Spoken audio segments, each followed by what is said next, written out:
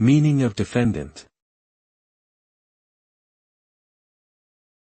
Defendant.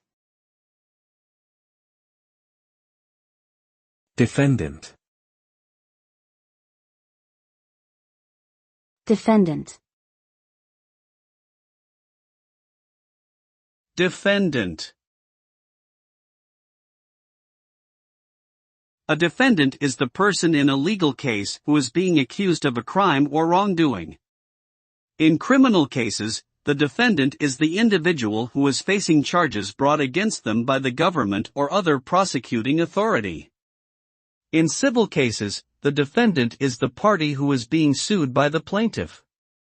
Ultimately, the verdict in a case will determine whether or not the defendant is found guilty or liable for the alleged wrongdoing.